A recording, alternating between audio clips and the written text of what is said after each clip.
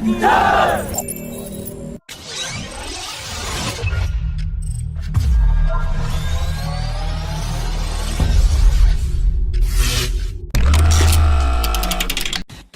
Ministry of Defence has signed a 22,000 crore rupees deal with Airbus Spain, under which Airbus will deliver 16 C-295 aircraft in flyaway condition in the next 48 months, and 40 aircraft will be locally built and delivered in the next 10 years by Tata Advanced Systems Limited and Airbus at its new manufacturing plant that will be established in the state of UP.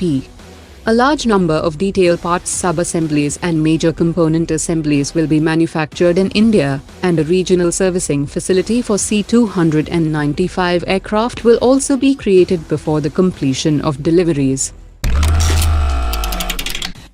The Ministry of Defence has placed a 7,523 crore rupees order with Heavy Vehicles Factory of Rawat for supplying 118 Arjun MK1A main battle tanks with 72 new features and more indigenous content for the Indian Army. Heavy Vehicles Factory has to deliver the first MK1A tank in the next 36 months, that will come with full cannon-launched guided missile capability. The DRDO's next-generation main battle tank has also passed the preliminary design review stage, and is expected to get project sanction in the coming months, while the 1,500 horsepower engine is ready for powering this 50-ton next-generation tank. The Rudram-3 hypersonic air-launched ballistic missile has successfully completed captive trials on Su-30 fighter jet, and has now entered limited series production, and 20 units are being manufactured for flight trials, and the statement of work for the modification of Su-30 aircraft has also been given to Hindustan Aeronautics.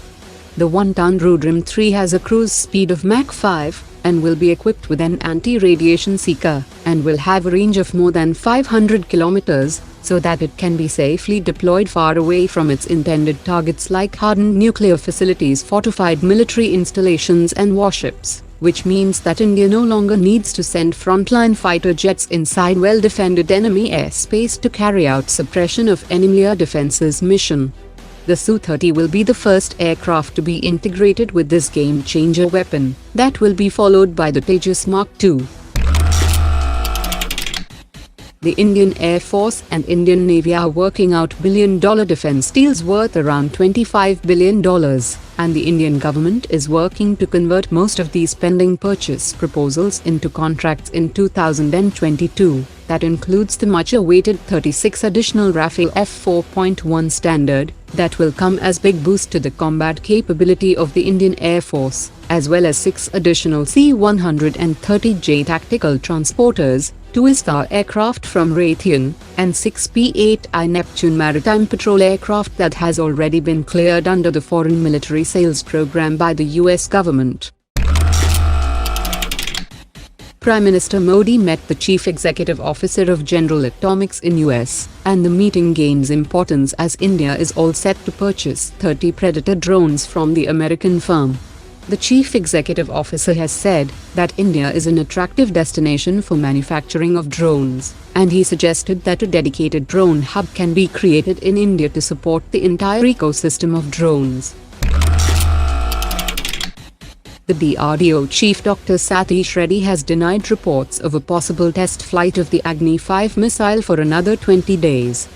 The test could be conducted in October, to demonstrate MIRV capability. Scientists have said that the Agni-5 will be 24 times faster than the speed of sound, and will travel at 8.16 km per second. The Chief of Defense Staff has arrived in Russia on a 2-day visit, and he attended the conference of the Chiefs of General Staff of the SCO member states. He also witnessed a multi-nation counter-terror exercise in Russia's Orenburg region, where a joint team of 200 Indian Army and Air Force personnel are participating. China is all set to unveil its J-16D electronic warfare aircraft at the Air Show China next week, that is intended to perform similar missions as the Boeing's EA-18G Growler. The J-16D has two large electronic warfare pods on its wings to disrupt and jam hostile electronic equipment including radar and communication systems, and there is no infrared search and track sensor, since its main role is no longer air-to-air combat.